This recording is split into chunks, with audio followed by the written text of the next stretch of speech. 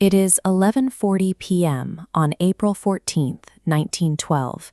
You are lying in your bunk in a third-class cabin on E deck. The room is small, damp, and smells of salt water and cheap soap. Every coin you saved went into this ticket. America and the new life you promised yourself is waiting on the other side. You are almost asleep when you feel it. There is no loud crash or violent explosion. Instead, a deep shudder vibrates through the bunk, a sensation of the ocean itself flinching beneath the hull.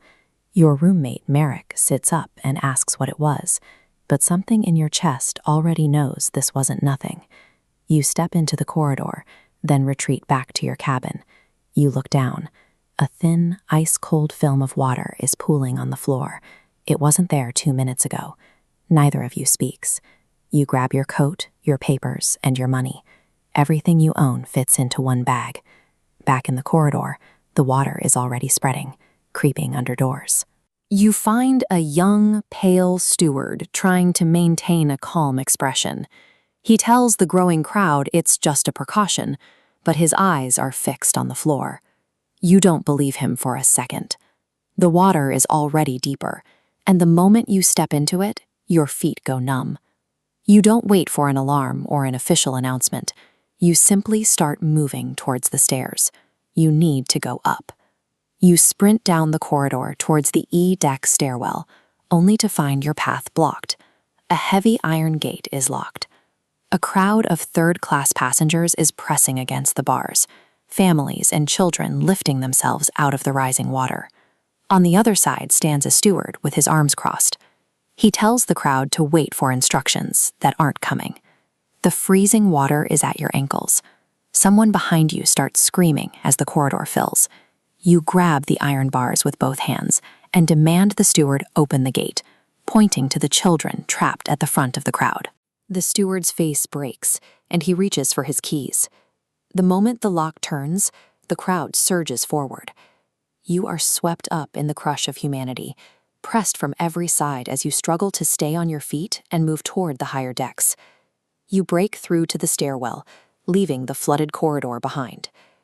Reaching the open air required overcoming the literal iron barriers that kept third-class passengers separated from the lifeboat decks. You break out onto the open deck. The freezing night air hits you like a wall under a sky of silent stars. But as you look toward the front of the ship, the geometry is undeniably wrong. The bow is visibly sinking lower than the stern. Officers shout for women and children as they load the lifeboats. You watch a man in a thick fur coat step directly to the front. The officer waves him through without a word. You are shoved back, forced to watch as the lifeboat is lowered away. You look at the crowd and then at the remaining boats. The math is easy to do and impossible to ignore. There are thousands of people still on deck, and the boats being lowered into the darkness are leaving half empty. The ship's band is playing hymns near the lounge, and some passengers stand nearby as if waiting for a normal arrival. But the deck tilts further forward, and the dark surface of the ocean is now visibly closer to the railing than 10 minutes ago. It is 1:15 a.m. The bow is fully underwater. You find an overturned deck chair and a canvas life jacket nearby. As you tie the straps with shaking hands, you see a small boy crying alone. You pick him up, holding him against your chest, and keep moving, because it's the only thing left to do. By 2:05 a.m., the last lifeboat has departed. Heavy deck furniture and a grand piano slide past you, crashing into the water as the tilt makes it nearly impossible to stay standing. The stern rises to a 45-degree angle. It continues to rise until it is vertical against the stars.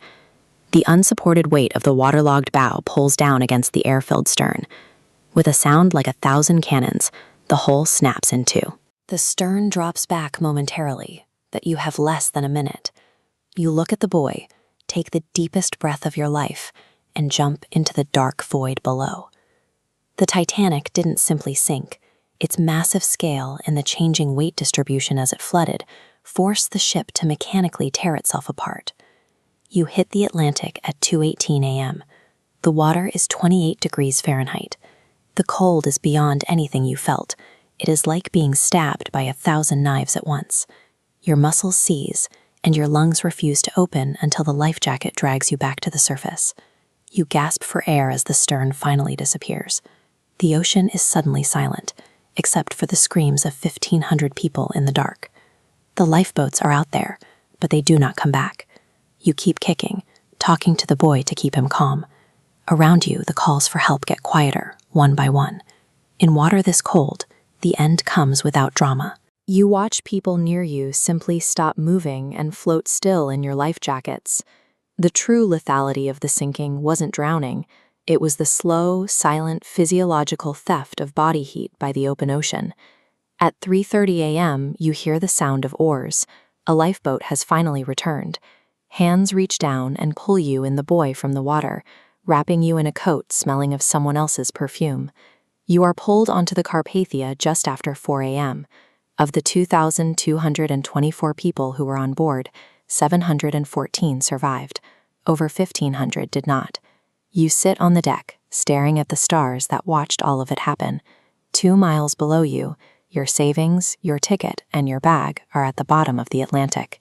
The plans you had for New York and the life you expected to lead are gone. You step off the rescue ship with nothing but your name. You have survived a crossing that changed every plan you ever made, leaving you with a haunting identity that will follow you for the rest of your life.